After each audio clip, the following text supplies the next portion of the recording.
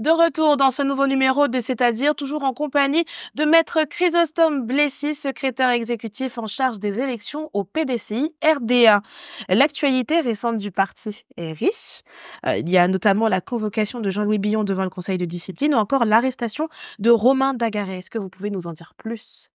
Bien, concernant la convocation du militant Billon devant le Conseil de discipline, je pense que c'est un élément de vie du PDCI-RDA et puis un élément de vie du parcours de tout militant. Une organisation comme le PDCI a des règles. Et si M. Jean-Louis Billon est à trait devant le Conseil de discipline, c'est sûrement, comme l'a dit l'ordre de comparution, pour qu'il puisse répondre d'actes qui lui sont reprochés. Mais vous permettrez, madame, que je ne puisse pas aller loin dans les développements concernant ces cas, vu que je suis moi-même le rapporteur général du Conseil de discipline du PDCI-RDA. Donc, je ne peux pas m'étendre là-dessus. Bien sûr. Et en ce qui concerne Romain Dagaré? Oui, Romain Dagaré, ce qu'il faut dire simplement, ce que cela m'inspire en tant qu'avocat, c'est une personne publique qui est invitée à une conférence publique.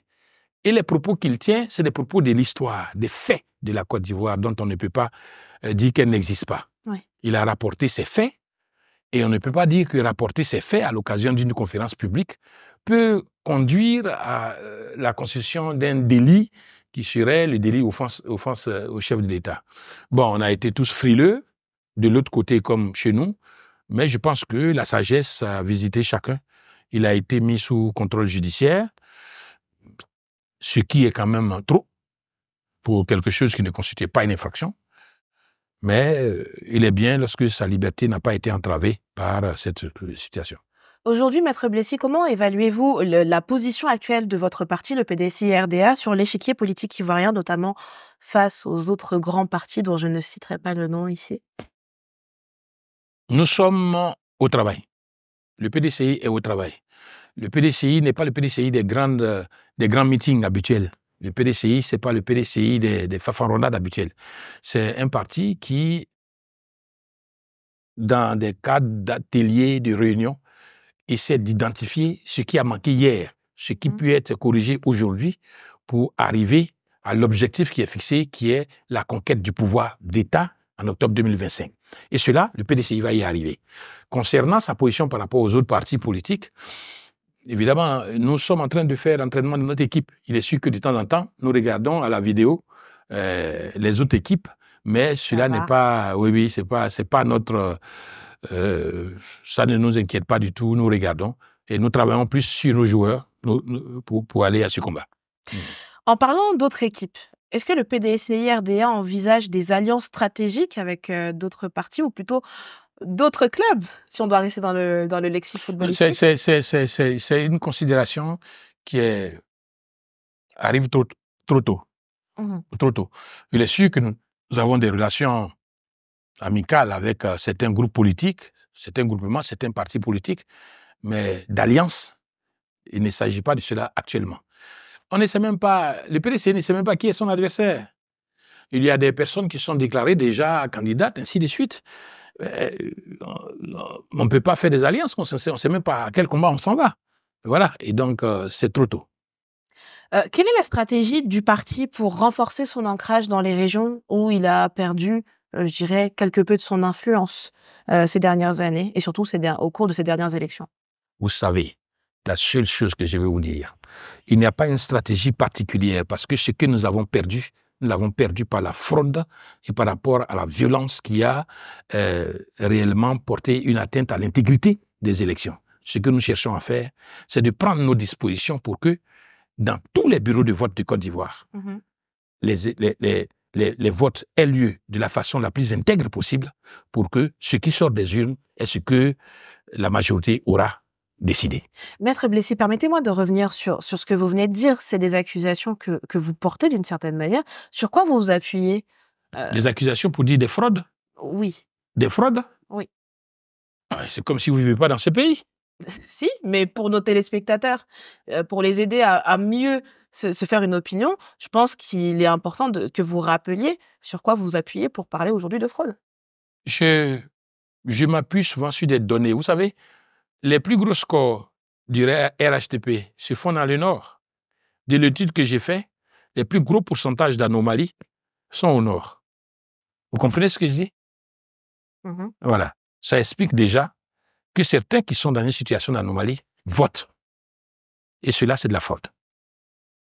Quels sont les axes prioritaires que le PDCI-RDA entend mettre en avant pour convaincre les électeurs en 2025? Il y a quelque chose de simple. Il ne faut pas que l'ensemble, la population ne regarde que le candidat que le PDCI aura choisi. Il faudrait aussi que les Ivoiriens qui ont cet âge-là aient le souvenir de la gestion du PDCI-RDA, qui était une gestion saine, une gestion d'un pays qui était vraiment dans la paix, et une gestion d'un pays dont la gouvernance ne suscitait pas des listes grises et tout le reste. Nous voyons le PDCI qui va exposer un programme de société. Un programme, notre champion présentera un programme de société à partir duquel nous allons faire campagne. Le PDCI ne fera pas campagne dans des grands meetings comme d'habitude pour compter 1000 pélés, 12 tondus, non. On fera une campagne de proximité pour convaincre, pour vous approcher, vous expliquer afin que vous compreniez.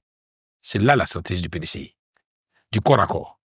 Au-delà de 2025, face aux enjeux de réconciliation nationale qui sont toujours actuels, quelle est la contribution spécifique que le PDCI-RDA entend apporter à la consolidation de la paix et de la cohésion sociale? Il faut d'abord comprendre que la paix, c'est le PDCI-RDA. Oui. C'est fort ce que vous dites. Si. La paix, c'est le PDCI-RDA. Celui qui a donné les gages de paix en Côte d'Ivoire, c'est la formation qui est le PDCI-RDA, qui est le créateur de ce pays, c'est le PDCI-RDA. Ce que nous voulons apporter, c'est d'abord que les Ivoiriens puissent comprendre qu'on ne peut pas construire un pays dans la suspicion, que des gens se sentent écartés, des gens se sentent ignorés. Il faut donner de l'importance à tout le monde. Il faut entendre et écouter tout le monde. Et puis, il ne faut pas s'enfermer dans des réconciliations factices. Aujourd'hui, on nous dit que la Côte d'Ivoire est dans une paix, dans une situation apaisée. Qu'est-ce qui est apaisé? Entre ce qui est apaisé et ce qui est en paix, c'est différent. Apaisé par quoi? Par le fait de demander aux gens de ne pas parler? Pour interdire aux gens de ne pas parler? Moi, je parle d'un pays en paix, pas un pays apaisé. Et c'est ce que le PDCI va apporter aux Ivoiriens. Et notre contribution sera de ramener tous les Ivoiriens à la table pour établir l'axe fondamental qui a créé ce pays, l'entente fondamentale qui a créé ce pays, afin que nous partions encore, main dans la main, tous dans la même direction. Qu'il n'y ait plus de nord, qu'il n'y ait plus de sud.